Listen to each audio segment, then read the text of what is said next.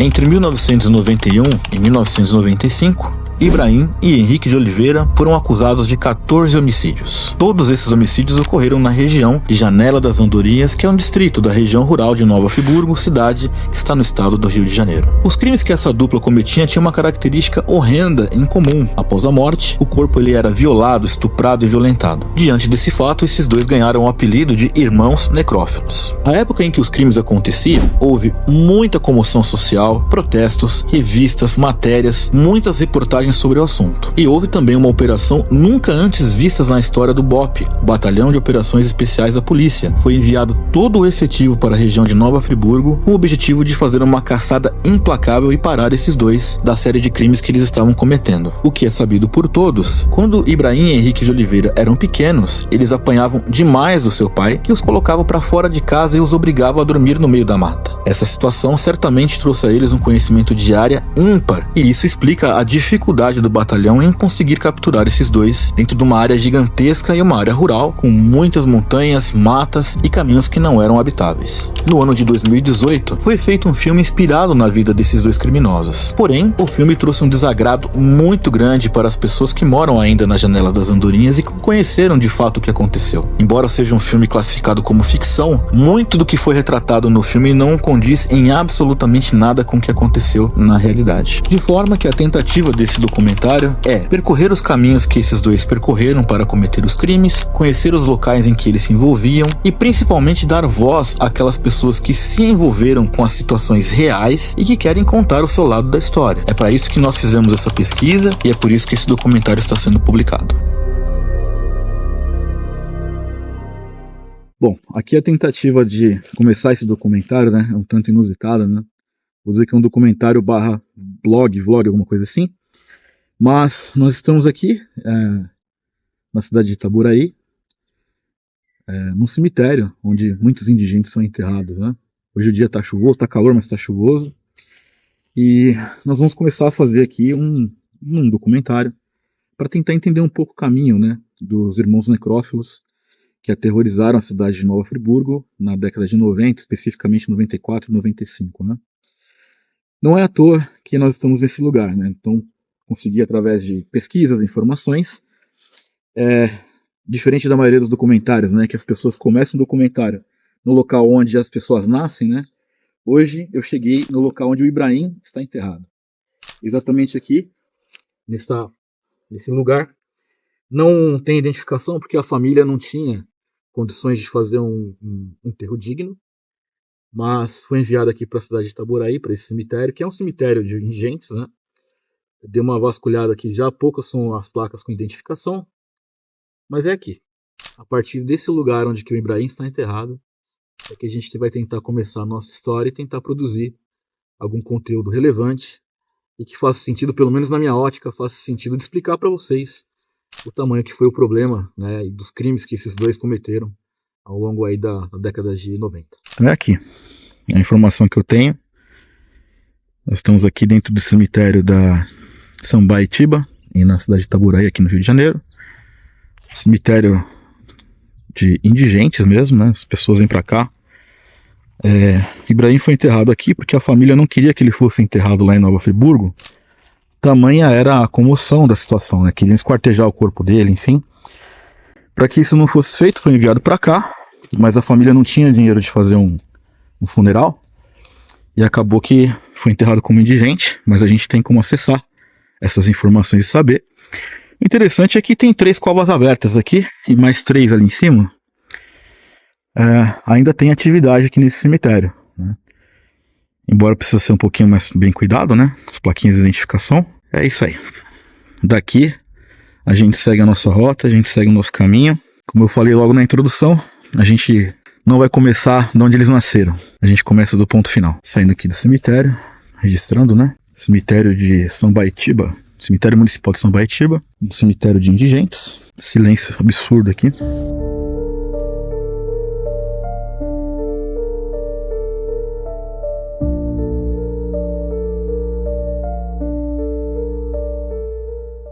Agora que impressionante como aqui a estrada do cemitério é ruim, né? Meu Deus do céu. Ainda tem enterro de gente aqui, né? Apesar de ser um cemitério de indigente, tem alguns poucos túmulos com identificação. Imagina a pessoa vir aqui com um dia chuvoso igual tá hoje.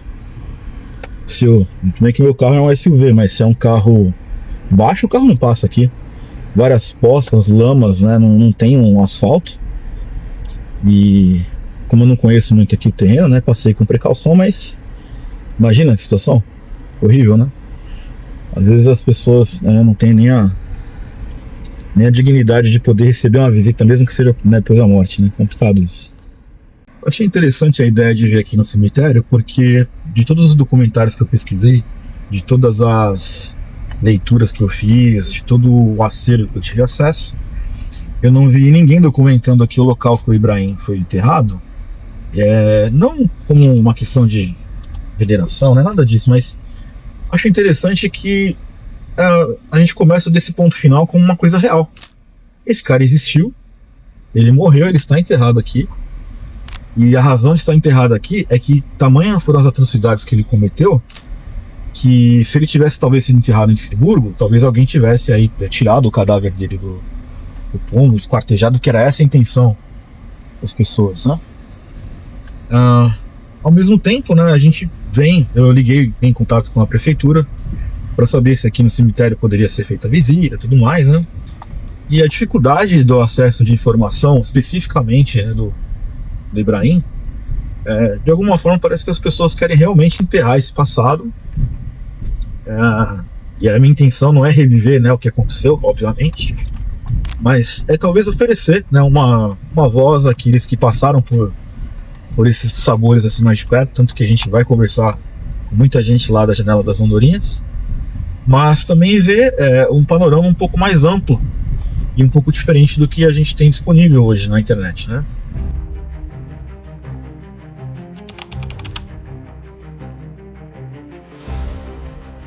Bom, hoje, né, sempre que eu tô aqui em Nova Friburgo, eu tiro um dia para ir lá no Colonial 61, que é um lugar que eu gosto bastante, né? Sempre que como alguma coisa lá, gosto de tomar uma água com gás, um refrigerante mineirinho. Mas há 3 anos atrás, nós fizemos um caminho a partir do Colonial 61 em direção a Ribeirão do Capitão, que é um subdistrito ali de Bom Jardim, né? A gente estava em busca de uma informação de uma cruz que foi colocada numa das vias ali, né, do Ribeirão do Capitão, em decorrência de um crime cometido em 2020, se não me engano, de 2 doceiros que foram mortos naquela localidade, né? Foi um crime muito bárbaro e a gente, provavelmente em algum momento a gente faça um documentário sobre esse assunto, mas naquela época eu não conhecia muito a região e estávamos indo para lá. Eu tinha um carro que ele era um carro cross, mas ele era um pouco mais alto, mas o que acontece? Tinha chovido muito naquele período, né? E obviamente eu não tinha todo aquele conhecimento da localidade. Nós adentramos ali a rua onde tinha essa cruz, já estava perto da cruz inclusive, mas a gente ainda estava procurando, a gente estava perto, mas não sabia. Fomos subir uma ladeira bastante íngreme, estava bastante escorregadia por causa da lama, mas eu achei que dava, né? O carro subiu do jeito que foi, o carro, super possante, mas não teve jeito. Subiu, derrapou e desceu. Fiquei preso num barranco, né? O carro atolado e eu preso no barranco, eu não consegui nem sair por essa porta. E começou uma tensão, né? Porque a gente estava num local que a gente não conhecia. Nós já eram umas 5:30 da tarde, o dia tava começando a escurecer, com algumas gotinhas assim de garoa. Falei, cara, vai ficar pior do que já tá. E ali onde a gente parou, exatamente, não tinha ninguém perto. Porque como é uma região muito rural, né, as coisas são muito afastadas. Aí, aquele pensamento rápido, né, pensar rápido, fechamos o carro, descemos a rua que a gente atolou. Aí nós encostamos numa casa, na primeira casa que a gente bateu não tinha ninguém. Falei, vamos continuar, em algum momento a gente vai encontrar alguém. Aí descemos mais uns 100, 200 metros, acho. E aí encontramos um sítio. A Dona Fátima, né, saiu para me atender. Na época eu não sabia que era a Dona Fátima. E eu, sem sinal no celular, porque a região, zona rural, interior de Friburgo, não pega o celular. Dona Fátima me atendeu, eu falei, Dona Fátima, a senhora tem aí, eu não sabia que era ela ainda, né? A senhora podia me ligar pra algum guincho, né, alguma coisa, né? Não sabia o que pedir. Aí ela falou, não, segura um pouquinho que eu vou chamar meu marido, ele vai ajudar você. Aí ela chamou o marido dela, que é o seu Zé Geraldo, e ele prontamente já tentou tirar um caminhão pra poder me rebocar, ele não conseguiu tirar o caminhão, mas ele falou, não, vamos pra lá que eu vou chamar um funcionário meu, vamos...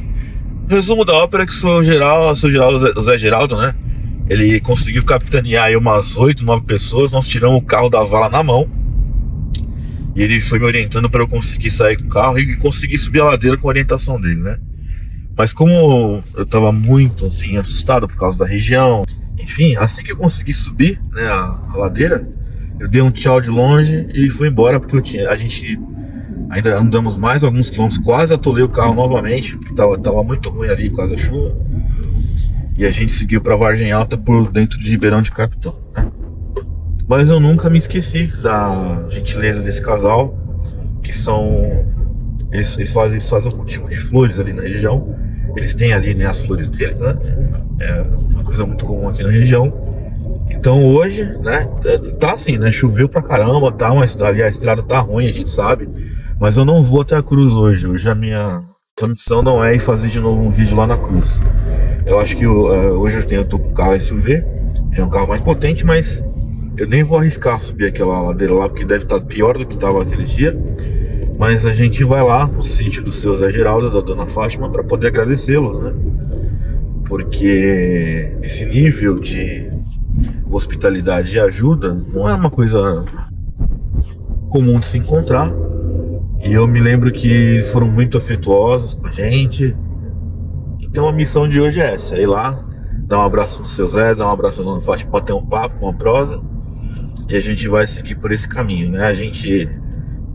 Para esse documentário, a gente está em curso de fazer lá um para e passo, né, das coisas que aconteceram dos irmãos necrófilos. Mas eu tô colocando esse parêntese aqui nesse documentário porque eu acho que a gente tem que enaltecer as pessoas que nos ajudam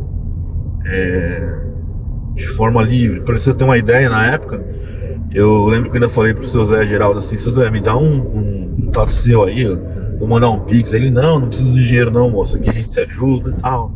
Não quiseram receber um dinheiro por ter me ajudado. Então, eu acho justo a gente passar lá, dar um abraço neles, fazer uma prosa, né, enfim. Não sei nem se... Talvez eles não lembrem da gente no primeiro momento, já fazem 3 anos isso. Mas eu nunca esqueci dessa gentileza.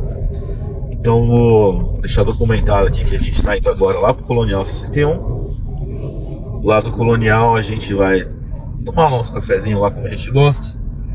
E de lá eu vou seguir para Ribeirão do Capitão para encontrar o sítio do seu Zé Geraldo, da Dona Fátima. Tirar a tarde para visitar bons amigos.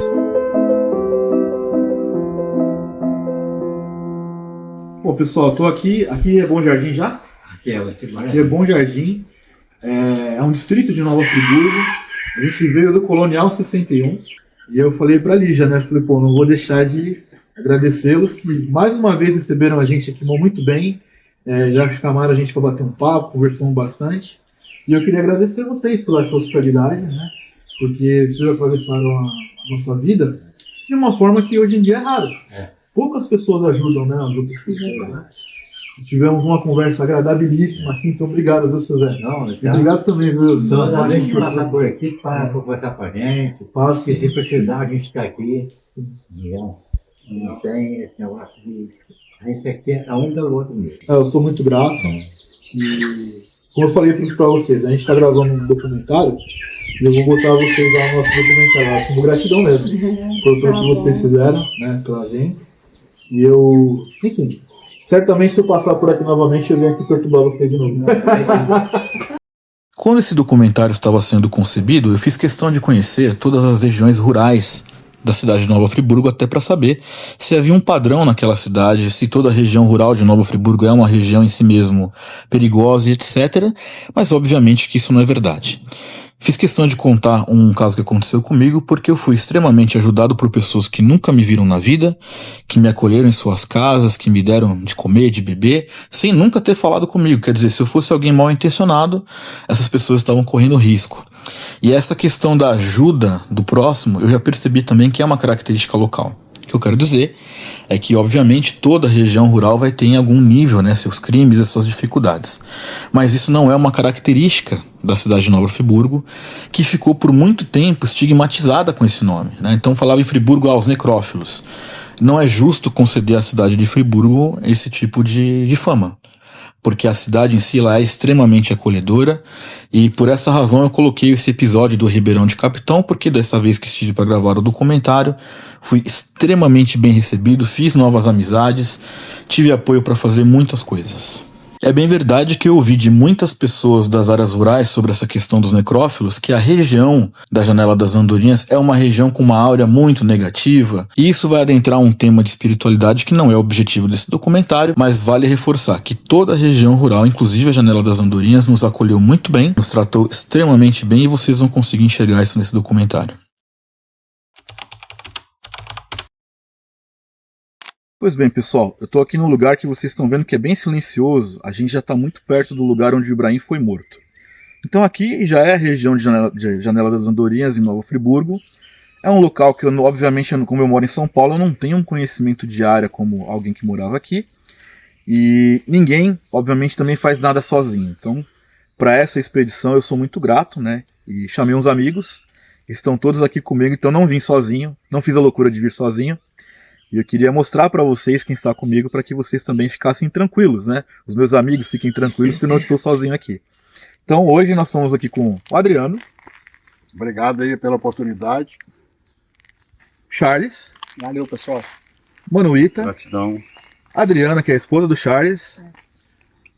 E o Rosalvo aqui, ó. Rosalvo. Para quem conhece os youtubers aqui de Nova Friburgo, o peso tá grande aqui, né? Todo mundo aqui tem alguma coisa no YouTube, que conhecem muito a área.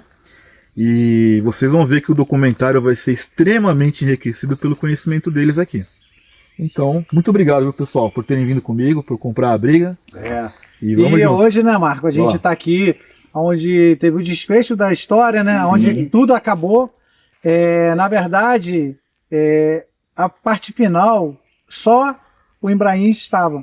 O Henrique, parece que ele tinha sido ferido ou machucado, então ele estava em recuperação ou algo desse tipo, ou confinado em algum lugar. Tá. Porém, toda a parte final foi daqui até onde ele foi morto, no abrigo lá. Não é nem uma caverna, é apenas um abrigo onde ele foi morto, onde, né, informações que vocês irão contar no desfecho da história, como ele foi capturado, né, assassinado, na verdade. Sim.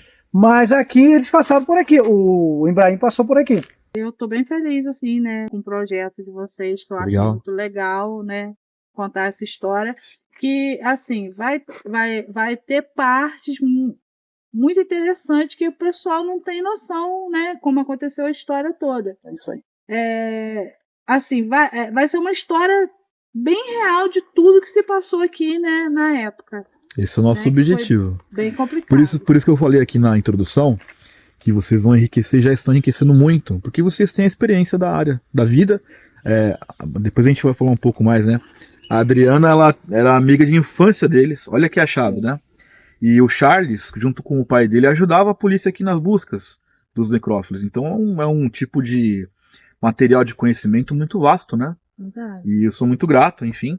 Relatando aí sobre esse assunto aí, a única coisa que eu posso dizer assim que eu acompanhei muito é o desespero do pessoal aqui na cidade na época, né? O medo, né? Quando aconteceu. Uhum. Eles começaram a atacar o terror e pega dali, pega de lá, tenta, né? Sim. Pegar os caras para acabar logo com essa situação, porque o povo estava desesperado, o povo não tinha paz. Sim. Principalmente as mulheres, né? Sim. Eles gostavam muito de perseguir, porque mulheres achavam assim, poxa, é mais fácil, né? Exato. Bater de frente com os homens e não batia. Então, entendi. Mas a pessoa que mais tem esse relato mesmo, é que nem já pronunciou, que é o Rosalvo mesmo, e o Charlie, que sabe bastante da história. Sim. Que acompanhou muito mais do que eu, porque na época também nem gravava vídeo, né? Sim. Agora que eu comecei nesse ramo aí, mas peguei bastante desespero do pessoal. E cheguei também, junto com a turma, tentar capturar esses caras, mas era difícil pegar eles. Se sentiram na pele o desespero do pessoal, né? Passamos também, né, o desespero, né? Sim. Porque a gente não sabe. O desespero era tão grande, mas tão grande, que há relato que o pessoal atirava em toco. Olha só. Isso aconteceu. Parecia. E. Pensando que era eles lá no meio da Pensando que mata, era eles, pô, tá lá, não. Era terror mesmo. É o susto, né? Sim. E o risco do fogo amigo era muito grande, né? Sim. Porque sim. subia vários grupos. Aí sempre tinha um emocionado que subia de 1000, né? Aí ali, filho. Foi ele dar um tiro sem querer em alguém que não era. Era real, era Sim, real. Sim. Ótimo. Não, e a questão do medo também, assim, o medo mais aflorado por aqui, porque aqui é uma região que tem mais, assim, área rural, com pouca casa, né? E eles Casas mais conheciam mais do distantes, que E todo eles mundo. gostavam de atacar mais nessas áreas, né? Nas áreas Casa rurais. distante, Porque é onde tinha muito presa fácil, povoado, ele não pode ia. dizer, né? Eles sabiam que não ia dar bom. Não eram inocentes, né? Sabiam o que estavam fazendo. Sabiam. Tanto sabia que eles tinham uma agilidade incrível. Nós que fomos nascidos e criados aqui andando na mata desde criança, não conseguíamos, quando chegávamos no lugar, eles já tinham saído. Sim. Era uma rapidez, tinha lugar que a gente subia com uma dificuldade terrível. Eles e eles eram passavam Assim, numa... fácil. É difícil explicar. Eu costumo dizer que Difícil existe o trilheiro, existe o montanhista e existe os mateiros. Isso aí. Eles eram pior do que os mateiros. Pior que os mateiros. Pior que os mateiros. É uma coisa até Eles eram uma inexplicável. categoria acima. Inexplicável. Eles eram Inexplicável.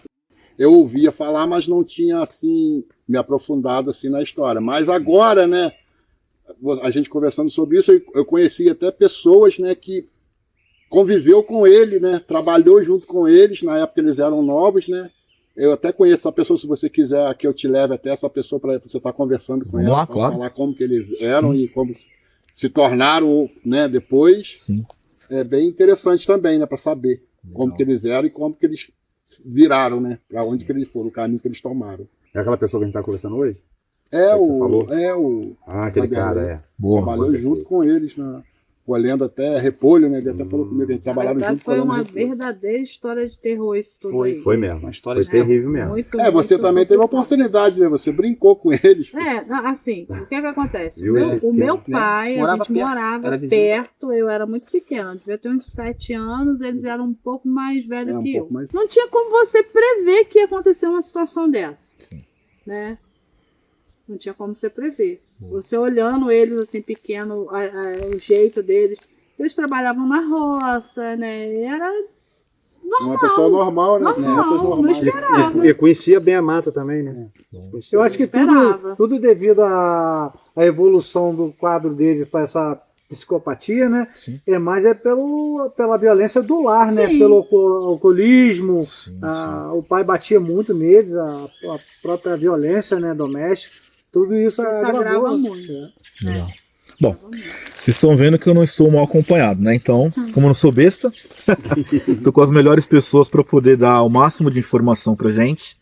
E eu acredito que a gente vai conseguir dar as respostas que esse documentário está buscando, né? As perguntas são quem eram essas pessoas, o que de fato aconteceu, onde que aconteceu a morte dele, o porquê que aconteceu. Acho que todas essas perguntas que são comuns, com esses relatos, com a experiência de vida deles e com as pessoas que nós vamos falar, a gente vai chegar numa boa resposta e dar voz a essas pessoas também.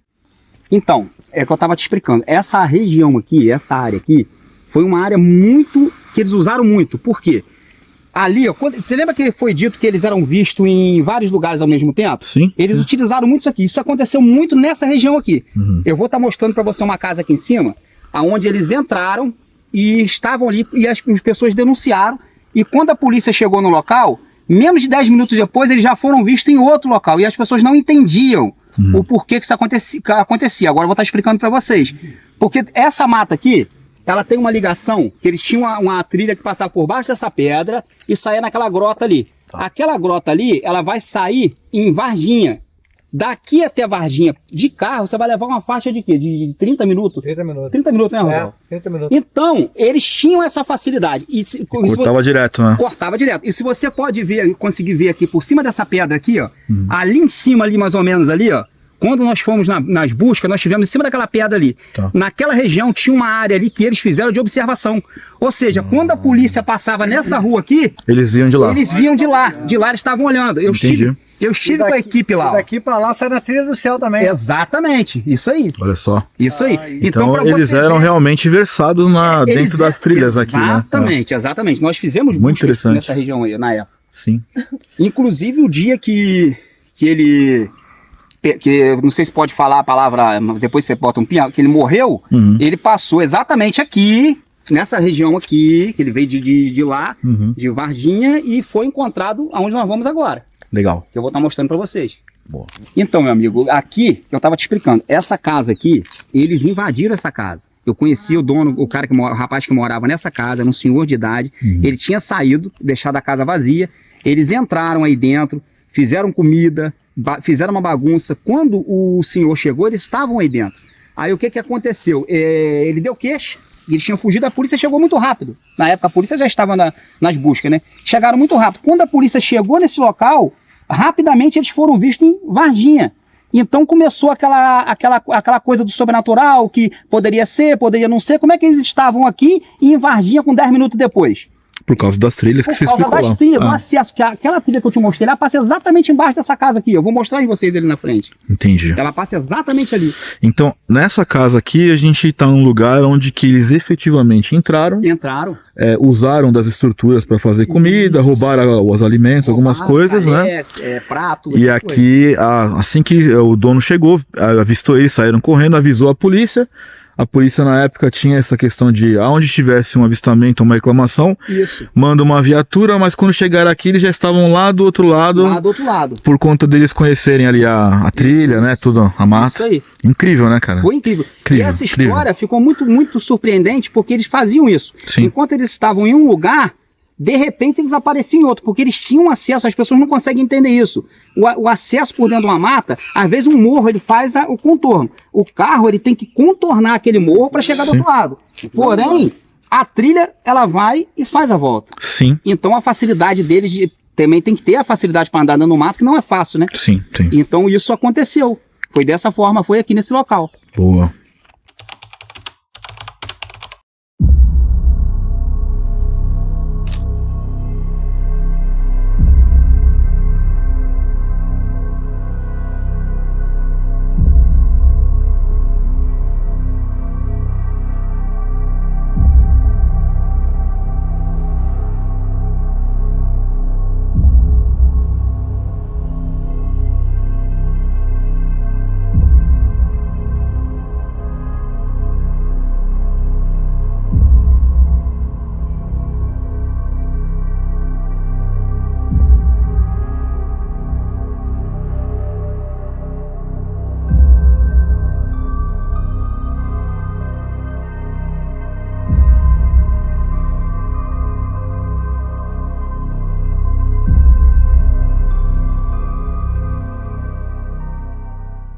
Olha, o jiu-jitsu aqui não me salvou muito não. Doideira, né? Olha, subir aqui onde nós estamos, depois eu vou fazer uma imagem da parte de baixo para você ver, é bem alto, uma trilha bem puxada, mas exatamente aqui onde nós estamos abaixados, protegidos da chuva, foi aqui que o Ibrahim estava dormindo quando ele foi morto, exatamente aqui.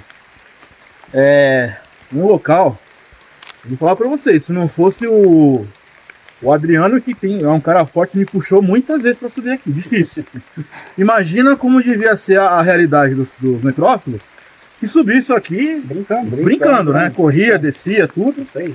E aqui é um lugar que tá chovendo agora, eu tô suado pra caramba, mas assim, aqui, onde nós estamos protegidos da chuva. Dá pra ficar aqui até, né? Até a chuva passar tranquilo. E o Charles estava comentando aqui, por essa trilha que a gente vai mostrar, foi que arrastaram o corpo do Ibrahim lá pra baixo, porque não tem outro lugar pra sair aqui. Ele estava escondido aqui, assim, aqui é um repouso, né? Não é esconderijo, é um repouso. Abrigado da chuva, dormindo. É aquela teoria que eu já falei. Eu acredito que ele estava num sono muito profundo, não percebeu a aproximação do mateiro. O mateiro conseguiu acertar os tiros nele aqui. Então, para vocês poderem ver, ele vai estar mostrando a dificuldade, como ele falou aqui. Eles rodavam matos até piores que esse aqui. Isso aqui ainda foi fácil. Aqui ainda foi fácil, pra gente que está acostumado, foi fácil. Mas tem lugares que eles andavam, que era borda de pedra para subir. O Rosal sabe o que eu estou falando, o Rosal faz alpinismo, escalada. Sim. E tem lugares que até para mim passar é difícil, porque eu tenho medo de altura.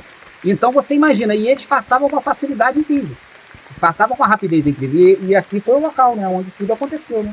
Aqui foi onde o Ibrahim caiu morto. Foi.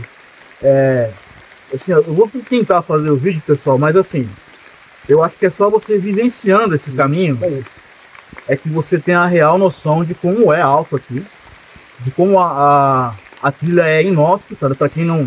Eu que não tenho essa experiência assim de mata, sofri bastante para chegar. Isso mostra o quanto bestializado estava o Ibrahim, né? Para ele era como se fosse um cachorro do mato. Subia, descia, tranquilo. Pessoal, eu tô sentado aqui porque eu tô extremamente esgotado. Não fosse esse jovem aqui, ó, esse cara aqui, isso aqui vai por um documentário, viu? O cara me arrastou na mão, velho. Imagina, o cara pegar 100 kg e empurrar pra cima do morro, né? Não teria chegado, foi bem difícil. Não tô acostumado. Mas assim, Parece que a chuva serviu para contextualizar, né? Isso, foi. Isso aí. Eu vou falar pra vocês o seguinte, pessoal. Eu acho que nem se a gente filmasse o trajeto todo, daria a real dimensão da dificuldade que foi pra subir aqui. Pra mim, tá? Eu que não sou um cara experiente de montanhismo nem nada, eu não conseguiria, sinceramente, talvez documentar com a grandeza que foi difícil, super difícil pra subir aqui. O nosso ponto é que nós estamos aqui já há uns 20 minutos que a gente está aqui parado, né, mais ou menos? Há uns 20 minutos esperando a chuva diminuir, começou a chover. Pra gente retomar o caminho de volta, que vai ser bem mais complexo porque agora tá mais molhado, né? Por isso que eu já falei aqui pra Adriana. A Adriana falou que queria descer primeiro. Eu falei, não, você me espera aí que você é o cara mais forte a me ajudar a descer aqui, né? Mas assim, pessoal, a situação qual é?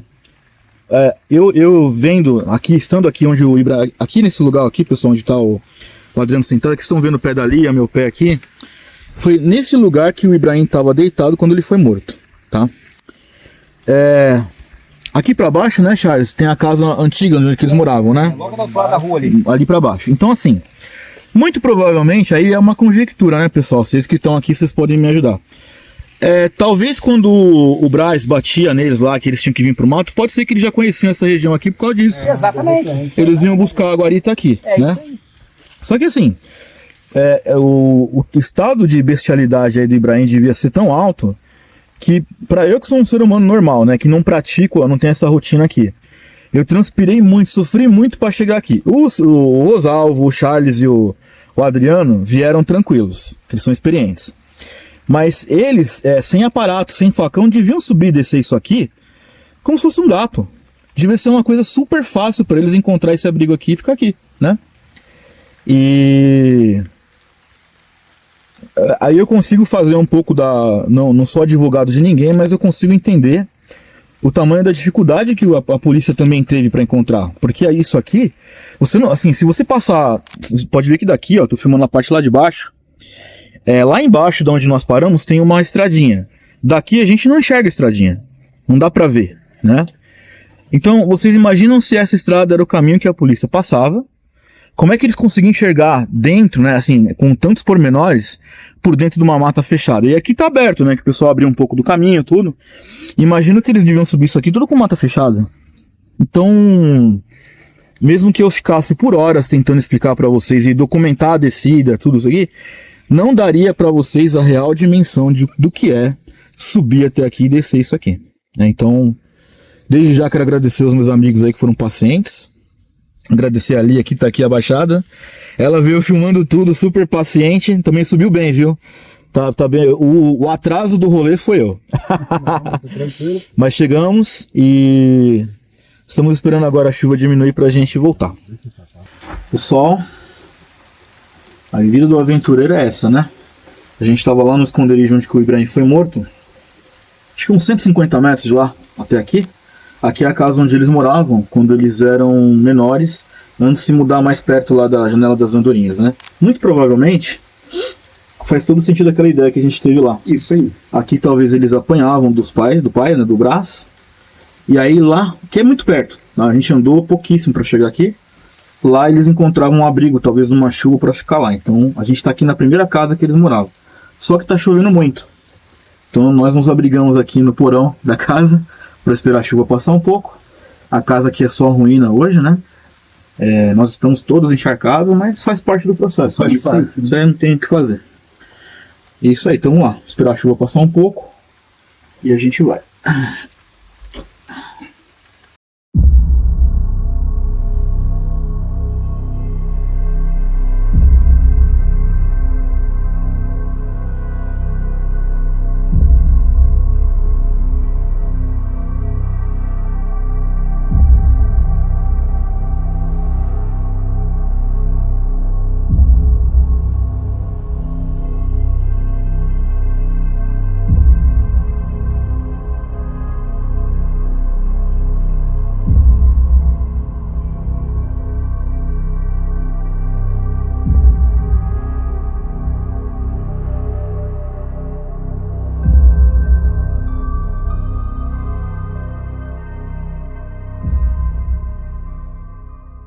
chuva tá brava aqui, mas estão de pé, né? Então, aqui são as ruínas da primeira casa onde o Ibrahim e o Henrique moravam com seus pais. Filma aqui, ó, esse porão aqui, ó. Parte do porão. Era onde nós estávamos abrigados da chuva. Esse porão aqui. Então, daqui pro local lá onde o Ibrahim foi morto é muito perto. Como eu falei, acho que uns 100, 150 metros, né? Mais ou menos, né? Quase 200 metros. Muito perto, assim. Claro que, como eu falei, eu não tenho essa expertise deles. Mas eles, se eu não estivesse aqui, eles já tinham feito isso umas 30 vezes, né? E esses meninos criados nessa realidade já deviam estar muito mais versados, né, nessa localização. Então, assim, para vocês terem uma ideia, aqui só tem a casa deles. Aqui atrás tem uma ruína de uma escola, uma provável escola, né, que a gente estava falando. Mas assim, não tem mais nenhuma casa ao redor. Então eu fico imaginando o seguinte, imagina de repente, talvez na época tivesse menos mato fechado, né? Na época devia ser aberto, né, cara? Isso, então. Mas, por exemplo, tem a estrada aqui, tinha que entrar aqui dentro dessa mata. Certamente isso aqui deve ter região de onça, bicho, alguma coisa assim, né? Então eles já viviam aqui nesse ambiente. Aí o braço chegava bêbado, batia na mãe, batia nos dois. Isso aí. Vocês vão dormir fora de casa hoje. Eles dormiam nessa localidade. E aí, por uma questão de sobrevivência, o que eles podiam fazer era encontrar algum lugar seguro, um abrigo de chuva. Muito provavelmente lá onde o Ibrahim foi morto, ele deve ter se abrigado lá outras vezes. Porque assim, ó, nós estávamos todos abaixados ali, nós estamos em 5 aqui, né? Coube todos nós ali, com espaço, ainda não estava todo mundo amontoado, né? Para ficar os dois ali e dormir, acho que não era uma grande dificuldade. E a questão da floresta, assim, tinha, mas o espaço dava, é isso que eu quero dizer. E a questão da moradia, como o pai era um camponês, né? Ele ficava de moradia em cada local em determinado tempo. Então isso era uma escola para que eles aprendessem em cada parte dessa localidade. Isso aí. Pouco de tudo. Só para eu contextualizar, é como se fosse um caseiro, é isso? Isso aí. O caseiro, ele tomava conta do local e morava lá. Bem, isso aí mesmo. É tipo como se fosse um caseiro. Aí mudava o patrão, mudava de casa. Mudava para outra fazenda. Ele ia para outra fazenda, outra mata, foi emendando de uma mata, vou para outra. Mas sempre nessa região aqui, sempre na Janela das Andorinhas. Inclusive lá na Janela das Andorinhas, lá foi que ele ficou por último e lá foi emprestado. Né? E nem trabalhou, que ele estava tão ruim já, acho que não sei se ele já estava aposentado, mas foi emprestada a casa para eles morarem. Aquela última casa lá, que acho que é do seu Hélio, né? Isso, correto. O seu Hélio emprestou para eles morarem lá. Isso aí. Entendi. Bom, vou falar para vocês, pessoal, é que eu tô aqui seguro com gente que conhece, né, a região. Eu, sendo bem sincero, tá, pessoal? Se um dia alguém quiser fazer esse caminho, não façam sozinho, tá? Nós tivemos, né, a Lia que tá filmando, a Lia ela tem um corpo mais atlético que o meu. Mesmo assim, nós precisamos de ajuda para subir, precisamos de ajuda para descer, precisamos de ajuda para chegar aqui. Não aconselho que façam uma loucura dessa sozinho, como eu não estou fazendo, né? Se quiserem seguir meu conselho, vocês têm que ter pessoas que são experimentadas aí nesse ambiente. Os caras aqui estão tranquilos, aqui a vida deles aqui tá tranquila. Mas isso remota àquela questão da ajuda que eu falei para vocês. Nós não conseguiríamos capturar tudo isso se não fosse a ajuda tanto do Adriano, do Rosaldo e do Charles. Não daria pra gente fazer isso que a gente tá fazendo. Então, obrigado de novo. Mas isso daqui é uma... Imagina, mas é uma documentação extremamente histórica, porque, por exemplo, a exceção do canal do Charles e do Adriano, não tem essa localidade em canal nenhum. Tem. Nenhuma reportagem de TV veio até aqui, nenhum veículo de comunicação veio até aqui para documentar onde que eles estavam, a localidade, a geografia. Ou seja, a gente está ajudando a construir um pedacinho dessa história. Né? Esse trecho aqui ele não é inédito, já saiu no canal deles, mas a gente vai ajudar a divulgar um pouco mais.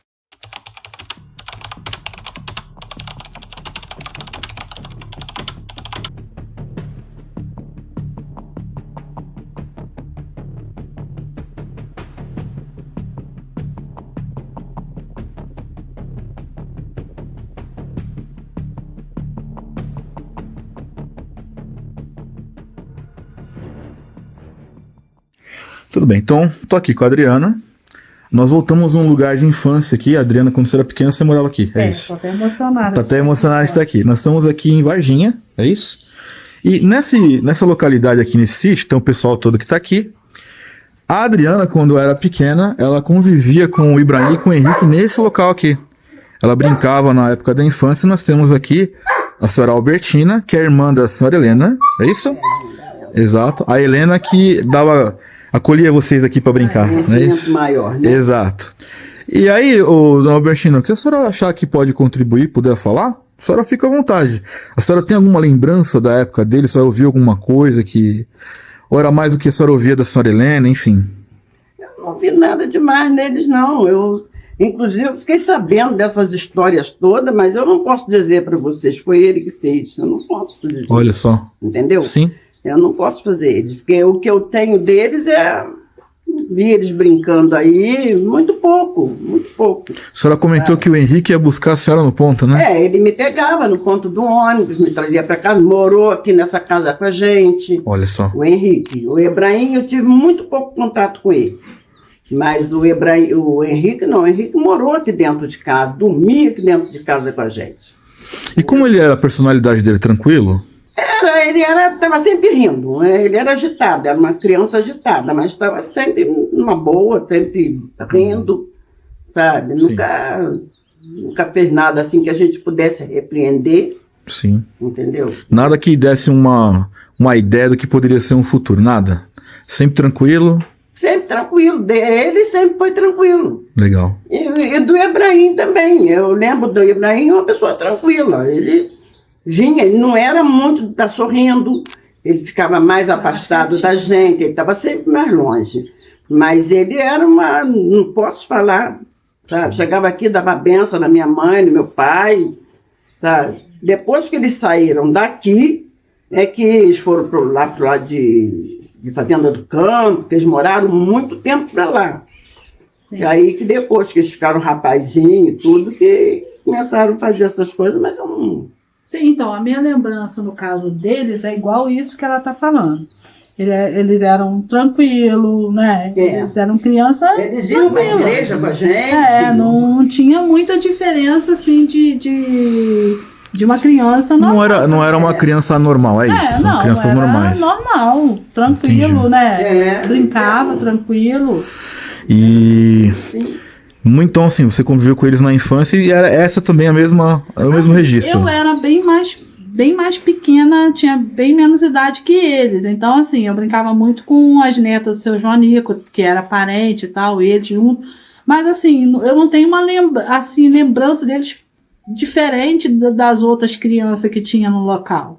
Certo. Era tudo muito igual. Né? E parecia uma família bem unida, que eles estavam sempre juntos. Sim. Mãe, pai, eles estavam sempre juntos. Inclusive, até o seu Joanico, que eu acho que é o seu pai, no caso, pai, né? Seu Joanico era uma pessoa muito boa, uma pessoa que sempre ajudava o meu pai. Dava trabalho para eles trabalhavam aqui, drenavam os brejos com meu pai e tudo. Então, na época eu precisava estudar e eu não tinha como estudar, porque daqui até a escola lá embaixo é muito longe. Era longe, O seu Joanico colocava a gente no balaio do cavalo, levava para a escola, buscava, então. Sim. Essa é a lembrança que eu tenho daqui. Eu também, porque eu saí daqui muito cedo.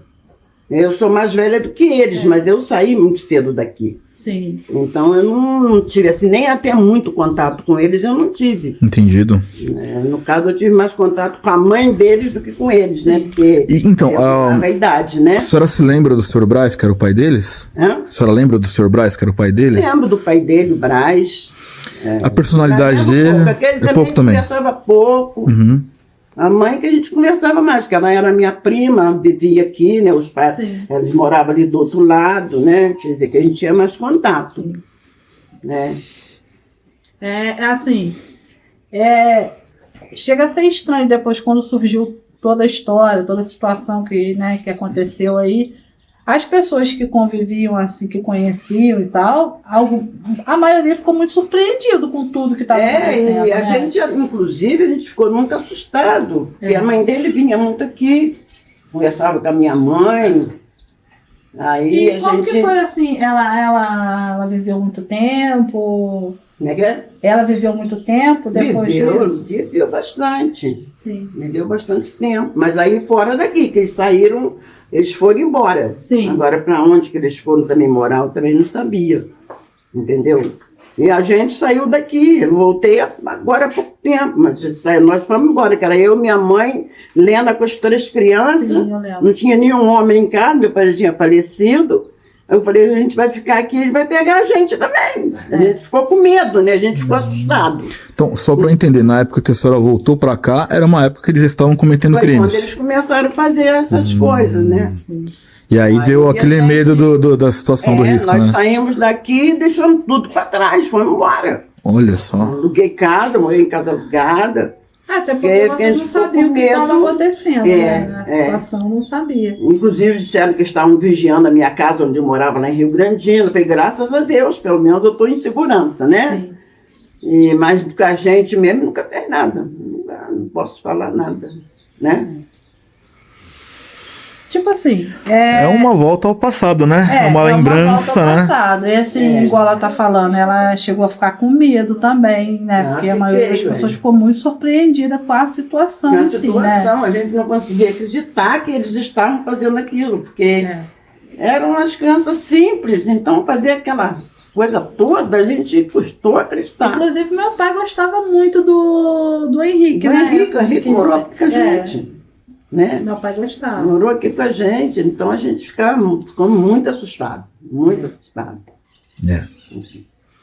É complicada a situação, né? É, uma Eu situação acredito que para vocês até mais do que para os de fora, porque, né? E aqui de assusta cima mais. todo mundo saiu, foi todo mundo embora. É, esvaziou totalmente. Todo mundo. Então, nas pesquisas que eu fiz, realmente, diz que muitas pessoas, acho que foi mais de 60% das pessoas que moravam na região, fizeram que nem a senhora falou, abandonaram as casas, deixar a casa fechada e foram embora com medo, né? Então aconteceu com muita gente isso, né? Foi uma coisa assim que assustou. Mas a senhora acredita que o que possa ter virado tão de repente assim a situação Não com sei. eles? Não tem ideia. Quando eu tive notícias dele, que eles estavam morando lá da Limeira, lá para Altos Mistérios, e que eles estavam frequentando a igreja crente, e que eles estavam trabalhando por lá.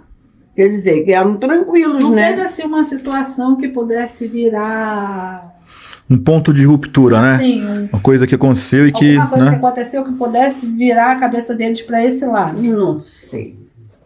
Ninguém comentou na época, a mãe, o pai, lembro. não. Não lembro. É, porque tem uma história nisso aí também, né? Deve ter uma história nisso aí também que a gente Não sabe o que estava se passando Se com passando eles com para eles. chegar a essa saber bem situação. disso é Neuci, né? Que o Neuci nunca saiu. Ah, né? o meu filho deve saber até melhor do que eu. Não é parente, mas. Sim. Conviveu, né? Não é parente Conviveu deles. mais, né?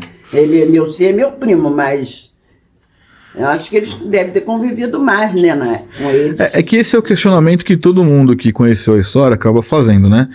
A senhora não é a primeira pessoa que fala que eles eram crianças tranquilas. É. E aí a gente fica pensando assim, o que será que aconteceu de uma hora para outra para mudar, né? De crianças tranquilas para assassinos, né? A gente Para não... virar eles Isso. dessa maneira, né? Ele tem uma irmã, a irmã dele está viva. É, eu Márcia. acredito assim, por exemplo, geralmente você vê num documentário, né, assim que geralmente as pessoas são psicopatas, ou que tem alguma psicopatia, ela desde criança ela já vem dando Dá sinais, dá sinais. né? No caso deles não tinha isso, Não tinha. entendeu? Não tinha essa questão aí, não tinha, né? Então é um pouco complicado. É complicado, porque o Henrique, até hoje, eu não consigo acreditar que ele tenha participado de alguma coisa. Porque ele era muito tranquilo, ele era divertido. Sabe? Tudo que se falava, ele era lá da brincadeira, ele ria, sabe? Tudo assim, agora não sei. E já do Ibrahim eu não posso falar nada, convivei pouquíssimo. com Até ele. falei isso com você, que ele era o mais quieto. O Ibrahim, né? Ele era muito quieto, não era de falar. Eu brincava muito com a Kátia, né? Uhum. E aí, assim, ele era o mais quieto. Deles todos, ele era o mais quieto, que não falava. Brincava. Mais mas não retraído, né? falava. Mais na dele. Ele tava indo embora, Dona Albertina lançou uma aqui que a gente não tinha ouvido. Pode falar, por favor. É que ele entrou nessa casa. O meu primo morava aqui. Ele e o Ibrahim? É isso? O Ibrahim entrou aqui? Aí entrou aqui. O Ibrahim deve ter sido os dois. E o Didi morava aqui. E nesse dia o Didi dormiu na casa da mãe dele. Não sei porquê, Deus livrou ele, né? Ele e a No família, dia que ele né? dormiu que na as- casa da mãe, as meninas entraram aqui. Eles entraram aqui. Olha De isso. dia, o filho, tinha um filhinho, eles dormiram na casa da mãe, ali na frente. E aí eles entraram aqui. Ele tinha, parece que tinha gordura de porco, carne na gordura, parece que pegaram, limparam a mão na toalha, pegaram umas fotos minhas que eu fui embora, deixei tudo aqui, né? Sim. Aí acharam até foto minha espalhada por aí. Meu Deus. Mas Olha eles só. entraram aqui. Levaram, que mais que levaram além das fotos? Não, levaram o que eles puderam, de roupa, coisa que a gente nem deu fato, que a gente nem sabia, né? Sim. Aí levou, diz que levaram bastante coisa. Olha Daqui, só. as minhas fotos, pelo menos, eu sei que eles pegaram. Entendeu? Que o Henrique sabia tudo, morou aqui com a gente, sabia das coisas, né? Sim. E aí o Didi dormiu lá. Diz que escutou os cachorros latir, tudo, mas não ficou Imaginava preocupado. que era. Que eles deviam estar vigiando aí para poder entrar. De repente viram que não tinha ninguém em Não casa e tinha aproveitaram grade, pra- não tinha grade nem Essa nada. grade não tinha, Aí cara. abriram a janela e entraram, pegaram o que queriam, comeram e foram embora. E não deixaram, eles levaram, talvez que não senhora disse, roupa, foto e É. tal, mas não reviraram a casa nem nada. Não, parece que só tiraram assim, caixa da cama, assim, só. Coisa assim. Pô. Só foi um livramento mesmo. Ainda bem foi. que ele foi dormir pra lá com o filho, né? Eu me livrei e ele se livrou.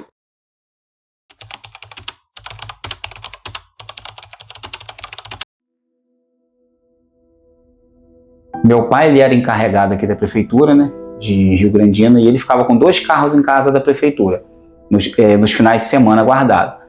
Sendo que meu pai era muito cuidadoso com isso, ele não mexia nesses carros no final de semana, não usava, porque é proibido, né, carro público ficar rodando no final de semana.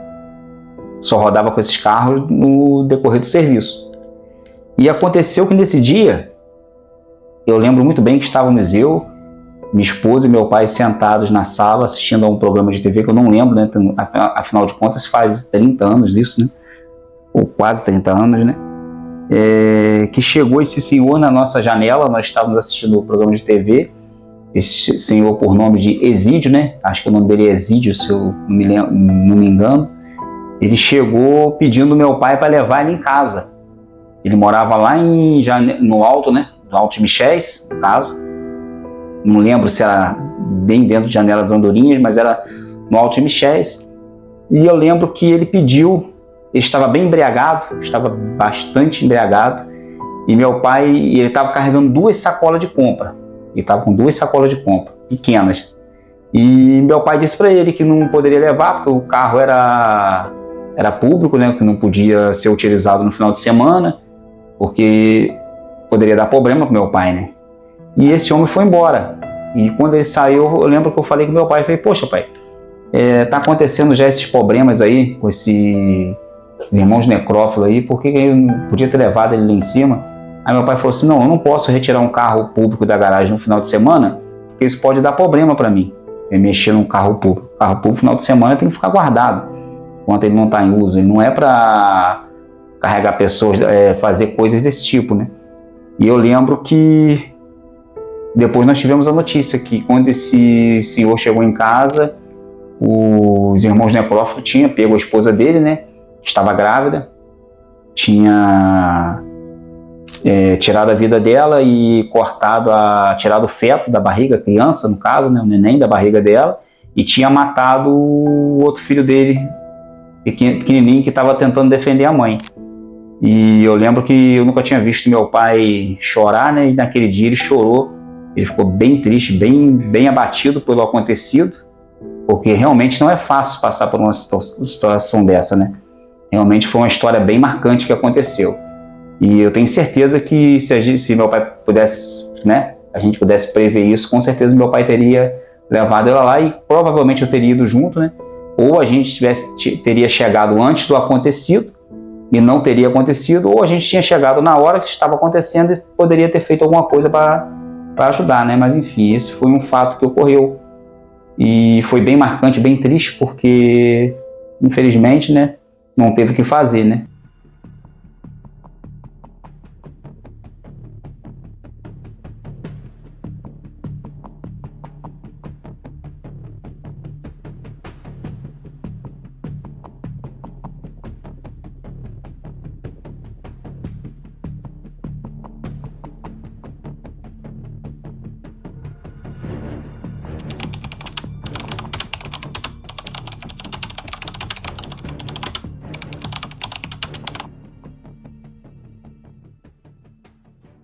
Bom, tô aqui com o Jamp, meu amigo. Obrigado, viu, cara, por ter recebido a gente de novo Com aí. certeza. Sempre bom vir Prazer. bater um papo contigo. Jamp é o filho do seu Hélio. O seu Hélio tá num momento, né, de se cuidar da saúde, né? O seu Hélio não tá aqui no bar dele aqui, mas aí, esse pedaço aqui da Janela das Andorinhas, ele faz parte direto da história na época que os necrófilos estavam naqueles ataques todos, né? Então, pelo que eu entendi, naquela época o bar do seu pai era ali, né, naquele lado ali, e acho que toda essa área aqui a polícia usava, né? Cara, assim, eu sei que você também devia ser mais jovem, né? Porque você não é tão velho que nem eu. Mas assim, você se lembra, assim, que você podia falar pra gente desse período, assim, que você acha que era, assim, relevante pra gente saber, assim? Assim, na verdade, eu cresci já ouvindo as histórias desde pequenininho, porque quando aconteceu isso tudo, foi em 95, depois teve a prisão, tudo, e eu sou de 94, então eu tinha um aninho. Super novinho. Só que desde pequenininho já sempre ouvindo tudo, então já tem a história toda na cabeça. Na cabeça. E eu lembro até de uma coisa que eu sempre não esqueço, que uma vez um policial deu um susto grande na minha mãe. Minha mãe estava na cozinha, nós moramos logo ali em cima ali, e eu estava naquele cercadinho que coloca a criança na varanda. Sim. Aí minha mãe lavando a vasilha, e quando olhou para trás eu não estava no cercadinho, ela falou que tomou um susto grande, o policial estava comigo no colo. Falou com ela, olha só, aqui que a senhora, olha o perigo que a senhora está correndo com seu filho. Então era assim que vivia o pessoal, com medo, não podia. A escola ficou fechada, meu irmão já estudava, meu irmão aí é mais velho, meus primos ficaram sem aula por um bom tempo, porque a escola teve que fechar e ficou tudo... Assim, deu mais ou menos um ano, né? A história, né? Foi mais ou menos... na verdade, eles começaram alguma coisa em 92, mas aí ficaram eles ainda eram menores, ficaram presos no instituto por um tempo lá, e depois voltaram, e aí foi um ano praticamente aí de pra terror. Pegar eles, né? E assim, aí que nem você foi cresceu no meio dessas histórias todas, né? Sim. Você tem como compartilhar com a gente uma história assim que você acha que é a mais... ou uma história que te marcou de alguma forma, cara? Olha, eu sei que eles contam que passaram muito terror, que era bem triste, assim, por exemplo, o tratamento, o pai deles trabalhava para o meu avô por muitos anos. Sim. E assim, eles dizem que ele era bem severo assim com os filhos, entendeu? Desde pequeno. Deixava dormir no mato, botava pra fora de casa, na chuva, batia bastante. Diz que era um homem bem mau assim mesmo. Ele não gostava de trabalhar com ninguém. Ele só trabalhava se fosse um lugar sozinho. Se botasse mais alguém trabalhar junto com ele, ele não ficava, ele largava o serviço. Assim, então. Era bem estranho.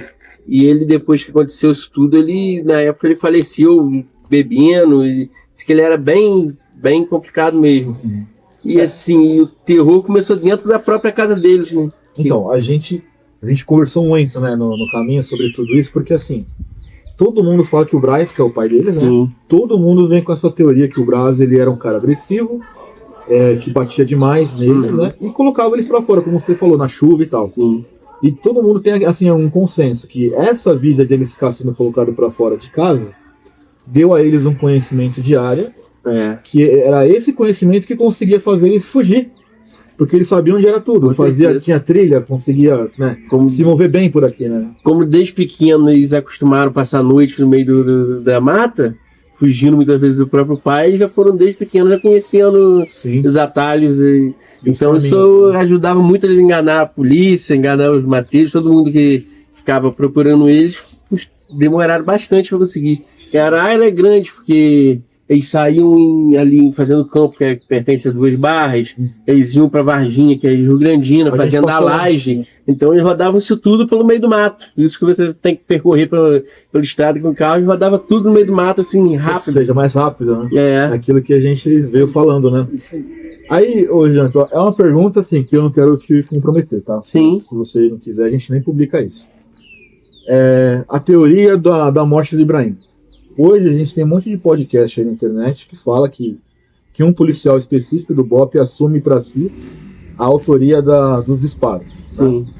Da outra vez que eu estive aqui com o teu pai, ele conversou e falou, mas quem realmente pegou o Ibrahim foi o Mateiro César. Né? Sim. Você tem a história de quem? A verdade a verdade oficial que passou foi o policial lá que teve que assim, assumir. porque ficou aquele negócio que podia vir, dar problema pro mateiro, aquele negócio de porte de arma, aquilo tudo.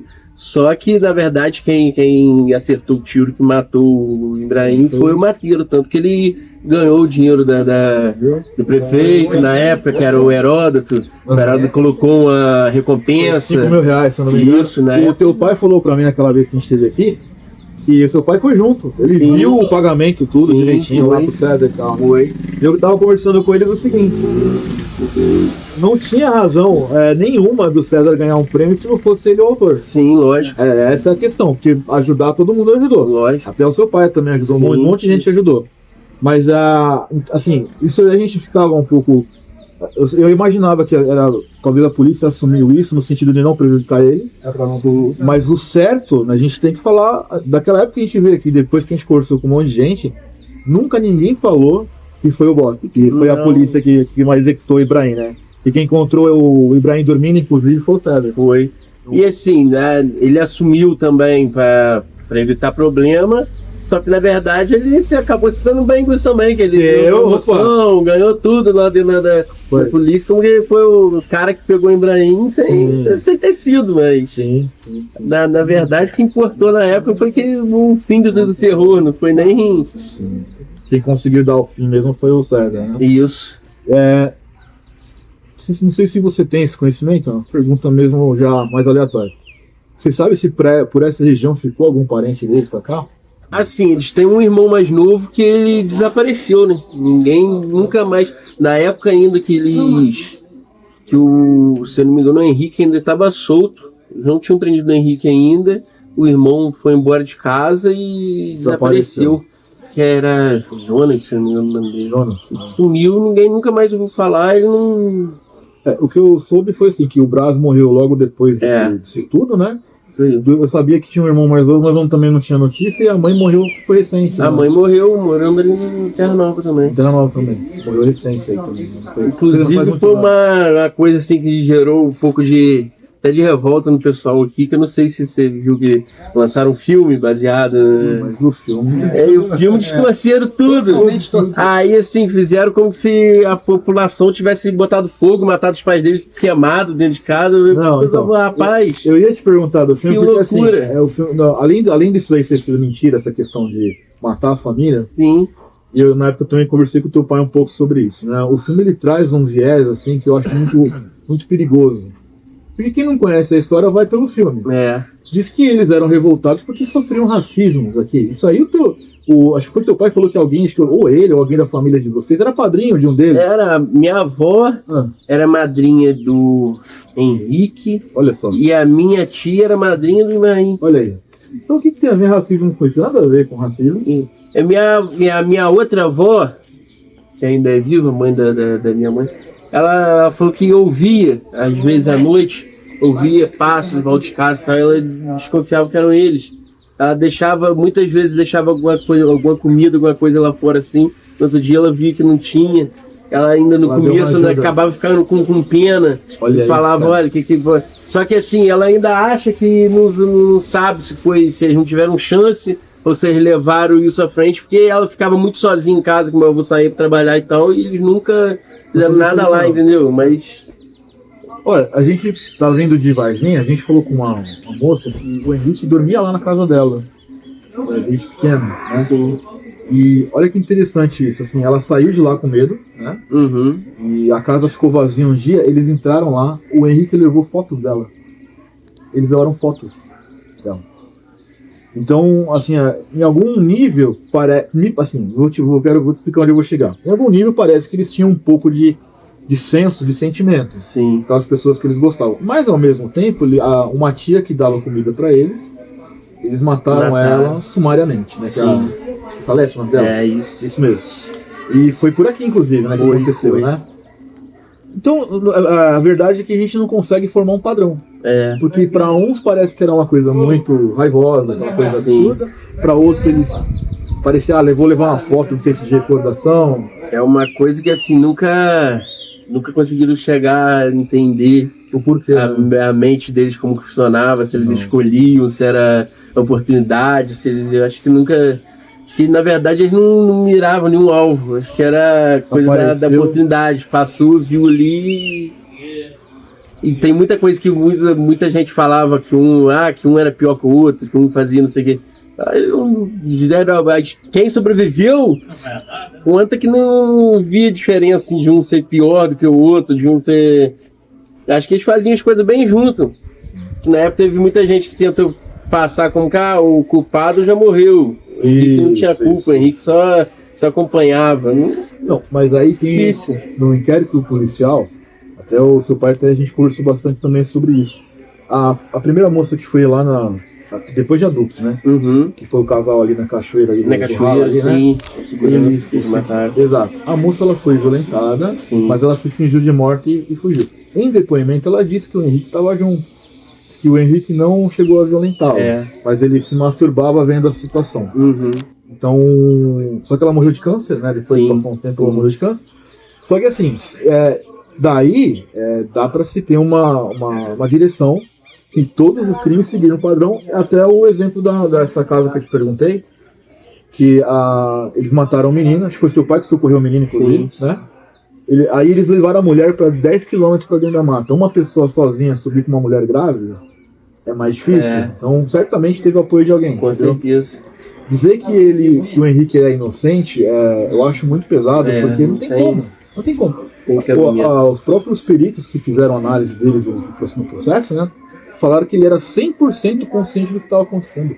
O cara não era santo. Teve uma tentativa de dizer, não, foi tudo culpa do Ibrahim, já morreu, vamos tentar dar uma apaziguada pro lado dele, mas não deu certo. Teve um rapaz que morava aqui, que ele ficou preso anos depois, lá embaixo. Encontrou com o Henrique na cadeia.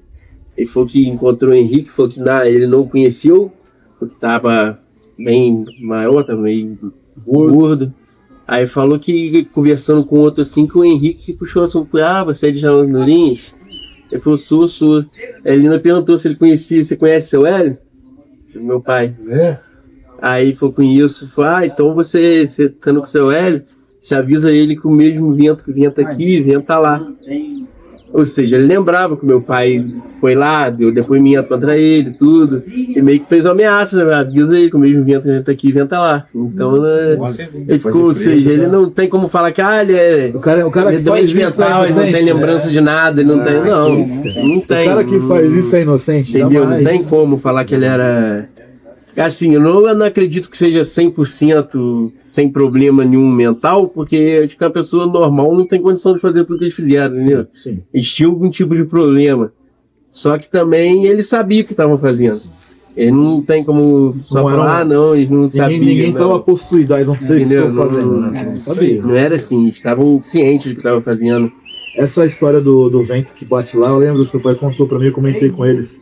É a prova viva de que o cara não está regenerado.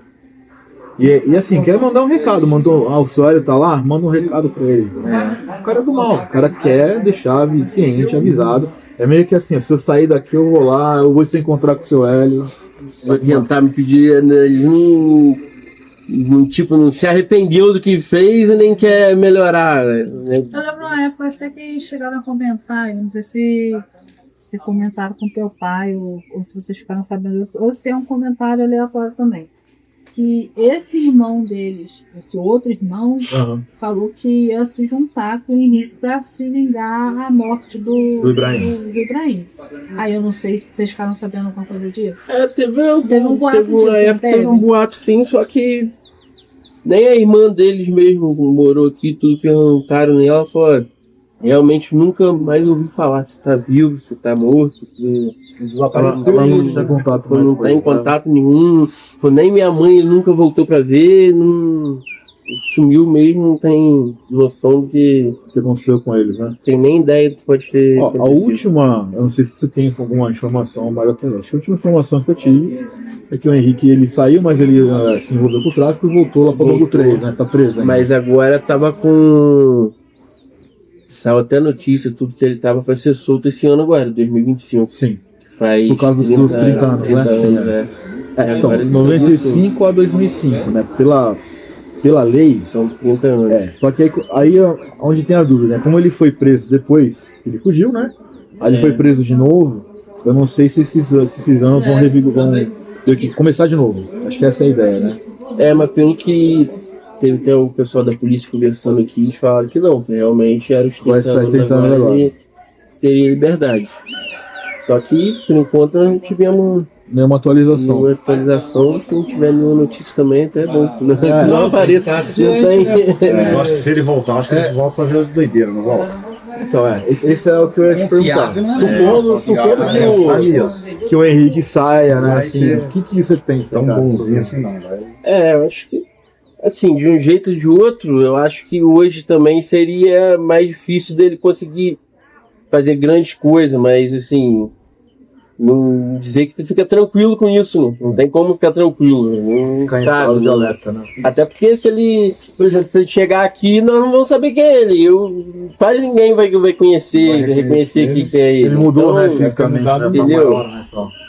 E, sei lá, pelo que o rapaz que ficou preso que ele lá falava, ele não tinha nenhum comportamento assim estranho que chamava atenção, nada. Lá ele era uma pessoa assim, normal.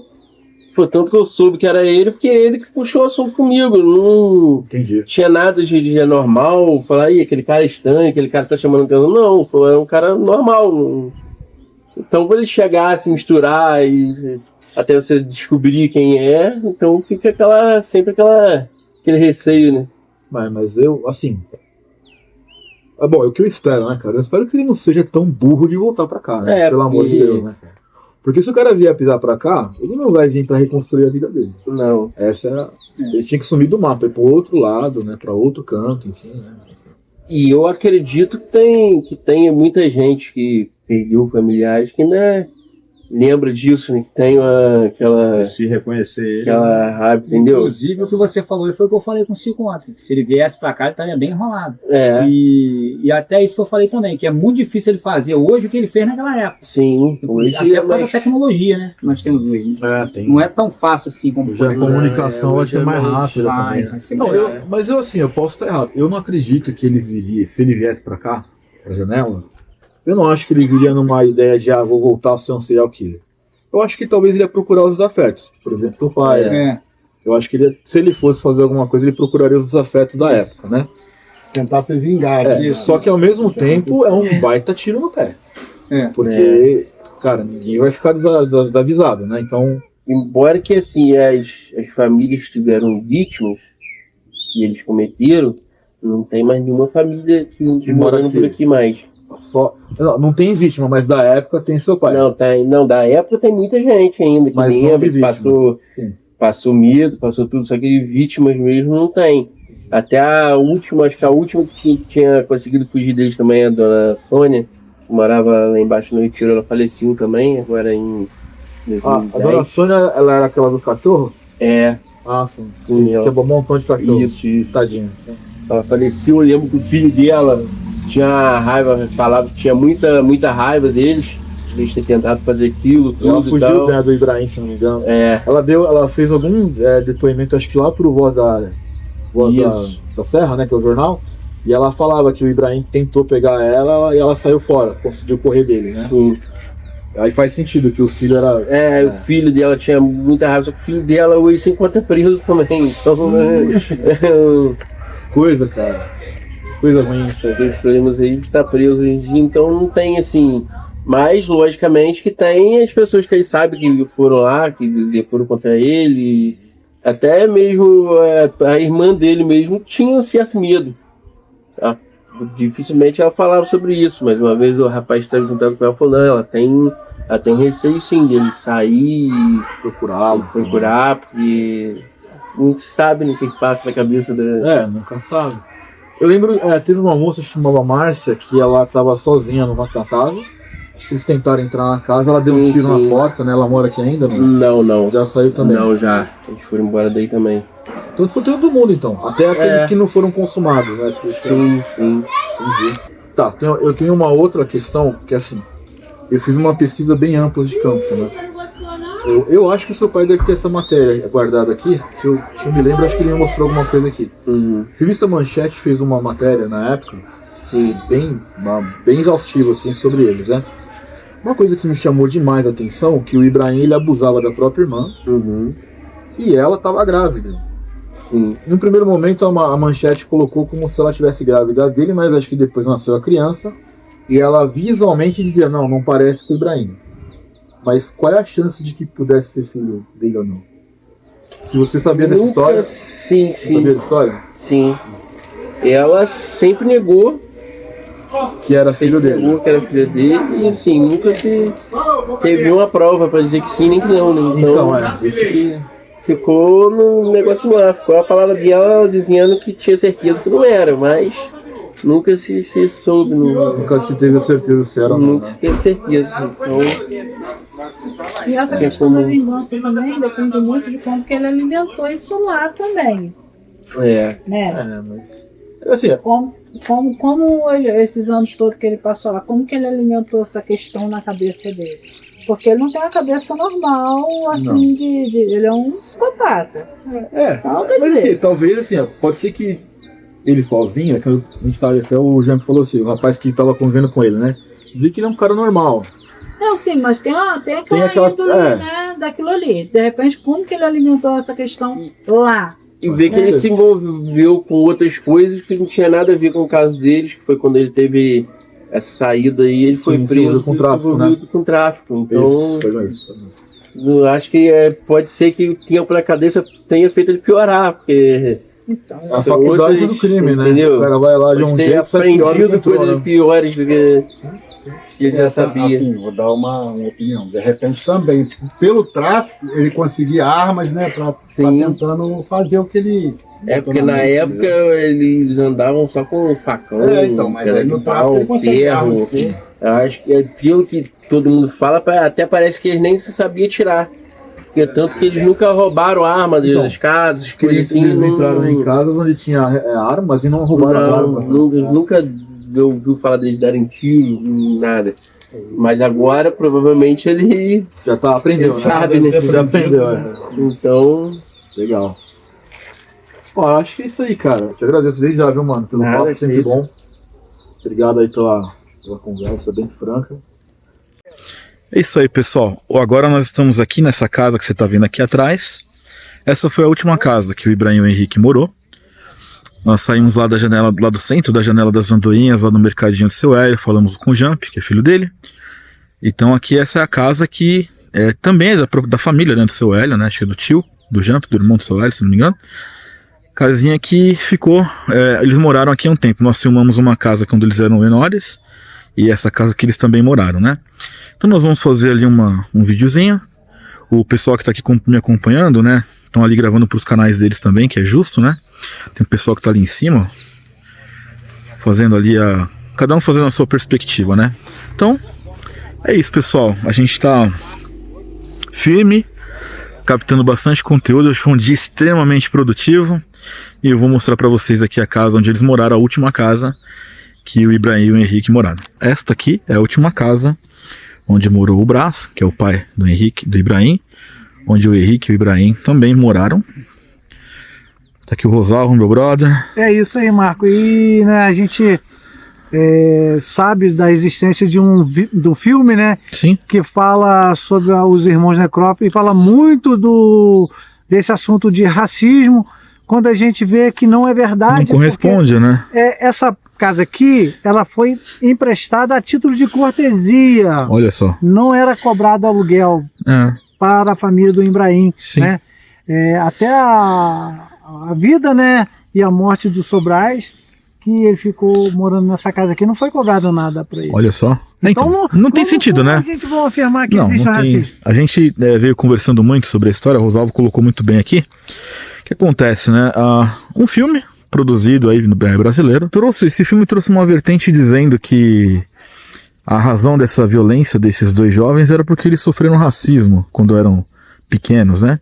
O que não faz o menor sentido. Nós perguntamos isso para várias pessoas aqui da localidade da época, e o Rosalvo colocou muito bem. Esta casa que você está vendo é de propriedade ali da família do seu Hélio. Nunca foi cobrado nenhum centavo da família do Henrique e do Ibrahim. Por quê? Para eles não ficarem sem onde morar. Então ficaram aqui muito tempo. O seu Brás ficou aqui até a morte. sem pagar nenhum centavo. Por quê? Porque era sabido que eles não tinham condição. Mas se há algum tipo de preconceito, algum tipo de racismo, qual é a razão de dar um lugar para eles morarem? Não tem o menor sentido, né? Até porque o filme, né, ele quer vender um produto, né? Isso. E a gente quer retratar. É uma ficção, né? fatos, Essa né? parte do filme é totalmente ficcional, né? Verdade. Mas vamos lá, vamos conhecer aqui a casa. Aqui é tipo um brejinho, né, Rosalvo? Você pisa aqui, você tem a água. Você pisa, tem água no pé. Ó, o Charles está ali já fazendo o vídeo dele. Depois a gente vai entrar na casa. Olha como que é aqui a região. Atrás aqui, nessa direção aqui, ali é o mercadinho do seu Hélio. Aqui a porta fechada, né? Não dá pra ver aqui, não tá fechadinha. Vamos entrar aqui pra ver. Ó, se vocês perceberem, logo ali, ó, tem um açude, né? Com a chuva deve estar bastante úmido aí. O pessoal tirou a telha daqui do... Não a gente, né? O pessoal aqui tirou algumas telhas da casa. Vamos ver. Tá ali o Rosalvo fazendo conteúdo lá pro canal dele. O Charles aí, Eu ó. acho até que eu tava pensando se o Marco aqui trouxesse ali aquela ia sentir, porque eu tô sentindo uma coisa bem... É muito sensitiva, né? Eu tô sentindo uma coisa bem... Sim. Mas ó, a casa tá bem arruinada, né? As janelas antigas. Aqui, ó, rachando, né? Olha o tamanho da rachadura. Enfim, não sei dizer, viu, pessoal, se aqui era quarto de um, se aqui era quarto do outro, né? Mas é uma casa bem pequenininha.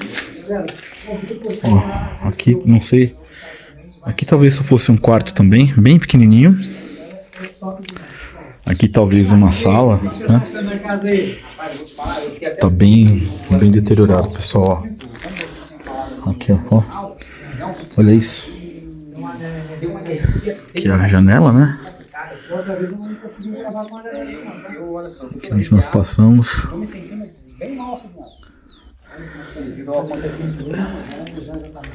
Aqui também, aqui é aquela porta do lado de fora que tá fechada. Tá fechada, né? Não tem como abrir, né? É, pular do outro lado, né? Tipo assim. E a gente tá com o nosso amigo. Oi, pode falar.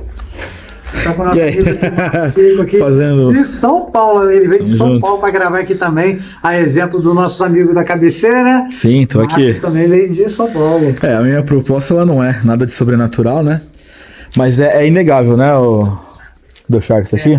Isso. O ambiente aqui é muito ruim. Meu Deus do céu. Eu até me confundi em algumas coisas aqui, porque o sentimento é bem pesado. E olha que eu sou um cara super cético, viu? Eu sou, Também. Mas no dia que eles gravaram aqui à noite, eu não quis entrar para gravar à noite, porque eu sentia uma carga negativa. Por exemplo, vou deixar os caras lá, não, porque casa até porque eles estão dentro de uma coisa que eles estão acostumados a fazer de investigação sobrenatural, e eu sou um leigo. Mas... Não, vou falar pra vocês assim, cara, é claro, né, não vou aqui exagerar, mas eu digo pra vocês assim, que é um lugar que você sente um peso inegável, né? Não tô dizendo que nós aqui estamos sendo expulsos da força, não é isso não quero dramatizar demais, mas é um lugar pesado. Pô, não tem como. E aqui, ó, onde tinham as telhas, ó, ficou só o caibro ali do suporte, né? A gente vai continuar gravando aqui, mostrando. E é isso aqui. Então aqui era a salinha, quarto 1, quarto 2 aqui, acho que não sei dizer qual quarto era qual. Aqui dá pra ver que tinha, acho que um tanque, né, talvez. Isso aí. Uma pia, né, aqui. E é isso, pessoal. Digo que a experiência de pensar, né, que o Henrique e Ibrahim moraram aqui por muitos e muitos anos, né? Isso. Muito tempo aqui. Passa um filme na cabeça, né? É a última moradia deles, né? Depois eles passaram a morar na mata. Né? Na mata, exato. Então aqui a gente sabe que os abusos, né, do Brás, né, as surras aconteciam aqui também. Naquela casa que a gente foi, onde a gente achou só o porão lá, né? Ali já acontecia. Com certeza. Mas quando eles vieram pra cá, foi a partir daqui que começou os crimes quando eles eram maiores de idade, né? Então, isso aí. Pensar assim que a gente tá revivendo nessa história, assim, repassando esse caminho, é uma experiência bem interessante. Aqui tem provavelmente o banheiro. Deixa eu ver aqui. Aqui tá afundando já um pouco, né? É isso mesmo, ó. É aquele tipo de casa, né? Que o banheiro era pra fora da casa, né? Que o banheiro, ó.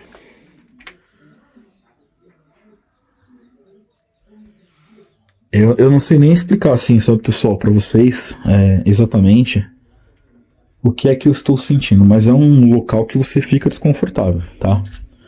Não dá pra ficar sabendo da história como a gente sabe, né? Depois a gente vasculhar tudo isso. Não dá pra ver esse lugar como um lugar normal, né? E daqui, imagine que os dois apanhavam, ou o pai colocava eles pra fora aqui da casa também. Vou passar por aqui. Vocês vão dormir fora de casa. Eles tinham toda essa área, todo esse pedaço aqui pra procurar um abrigo. Ali a pedra. Todo esse redor aqui. Para eles encontrarem um lugar e se abrigar. Isso explica demais o tamanho da dificuldade que o Bob teve de encontrá-los, porque imagine, né, as crianças saindo, na época que eles estavam aqui já eram quase adolescentes, né, mas imagine vocês, eles saindo daqui, indo procurar no meio desse mato algum lugar para dormir, para ter segurança, faça chuva, faça sol, não interessa, mas eles iam dormir fora de casa, né. De jeito nenhum que eu acho que isso é correto, né? Acredito muito que esse tratamento, assim por dizer, né, um tratamento tão chocante quanto esse colaborou diretamente para eles se transformarem no que são. E é isso. Aqui então a última casa do Henrique e do Ibrahim. Passa um filme na cabeça, viu, gente? Incrível. Muito bem, pessoal, estamos aqui ainda na Janela das Andorinhas, bem aqui próximo ao centrinho ali, né, do Bar Seu Hélio. O Sr. Eric, de muito bom grado e bom coração, topou falar com a gente aqui. E o senhor havia comentado aqui com o Charles que os jovens chegaram a invadir aqui. Essa casa aqui, na verdade, ela tem mais de 60 anos. É uma casa de pau a pique ainda. E os meus avós não moravam aqui. Eles iam aqui para lazer e tem ainda um apartamento, embora sejam mortos já, tal, mas a gente tem um apartamento lá no Central de Friburgo. Então ficavam 15 dias aqui, 15 dias lá e tal. E aí a minha tia, filha deles, né? Quando os irmãos aterrorizavam isso aqui, e falou, né? Pegou eles e levou para lá. E aí num desses dias, eles invadiram aqui, usaram calcinha da minha avó, baby doll, tudo. Que isso, cara. É absurdo isso aí. Invadiram ali, tudo. Graças a Deus que meus avós, senão não tinha ninguém aqui. Mas... senão não estavam nem vivos, né? Sim. E realmente essa história, ela foi contada também por outras pessoas, que eles usavam peça íntima das mulheres, né? Isso, não foi só o senhor que está afirmando, outras pessoas também afirmaram. Sim, e isso eu sei porque, né, são netos e tal. Aham. E usaram, né? E eles andaram nessa mata, porque meu sítio vai até lá em cima. Né? De repente era algum feitiço que eles tinham, né? Porque são doentes. Doentes, a psicopatia hoje só tem um que sai, aliás, sai em 2026. Isso. Tá para sair. Ele vai ser solto em 2026. E, assim, da época, o senhor já, obviamente, era nascido, né? Sim. Eu tenho 57 anos. Então, aliás, fiz ontem. Parabéns. Parabéns pelo aniversário. Obrigado. Assim, o senhor, além dessa situação horrorosa aqui, imagino que o coração de vocês deve ter ficado... Né? Eu nessa época não estava aqui, porque eu sou do Rio, conforme eu disse, eu estou morando aqui há 3 anos e 8 meses. Certo. Não é? Mas sim. Mas a notícia é horrível, né? Se tomar um susto desse, assim, tipo... Sim. Invadiram a casa da minha avó, alguma coisa. O Bop esteve aqui com um helicóptero. Isso foi um inferno. Na época foi um inferno. Bom, Sr. Eric, obrigado pelo seu tempo. Foi muito bom esse seu relato. Nada. Foi um prazer enorme. Quando nós terminamos a nossa série de entrevistas na Janela das Andorinhas, nós tínhamos mais alguns objetivos para alcançar. O primeiro deles era ir até a Cachoeira do Ralabunda, que foi o cenário de um dos crimes mais horríveis desses irmãos necrófilos. Eles atacaram um casal, mataram o marido, violentaram a esposa, e essa esposa foi buscar um acolhimento no sítio do Manuel do Queijo, que também é um dos locais que nós vamos visitar e entrevistar especificamente o Sr. Nilvo, que foi o homem que socorreu essa moça desse crime. Quando nós chegamos no fim do dia e paramos para olhar o tanto de material que foi produzido, entrevistas, gravações de locais, ainda assim parecia que faltava mais uma peça para poder fechar esse quebra-cabeça desse documentário. No meu planejamento inicial, eu tinha o desejo de conversar com alguém que tivesse diretamente envolvido na operação que resultou na morte do Ibrahim, e certamente pensei em primeiro lugar no Sr. César, que é o mateiro. Esse mateiro é o que todo mundo na Janela das Andorinhas diz que foi ele o autor dos disparos, embora o inquérito oficial diga que foi o BOPE. Porém, a primeira informação que eu tive é que o Sr. César já tinha falecido. Quando eu comentei isso com a equipe que nos acompanhou nesse documentário, a Adriana, coincidentemente, é a amiga de infância da filha do Sr. César, disse que não era verdade e que iria procurá-la para que o Sr. César pudesse falar com a gente. Assim que a Adriana conversou com o Sr. César e explicou o contexto do documentário, ele prontamente topou nos receber para conversar, e isso eu considero como uma cereja do bolo, porque durante 30 anos o Sr. César se manteve anônimo. Ele nunca deu entrevistas para jornais, para revistas, para nenhum outro veículo de comunicação, com um tanto de detalhes que você vai ver aqui nesse documentário.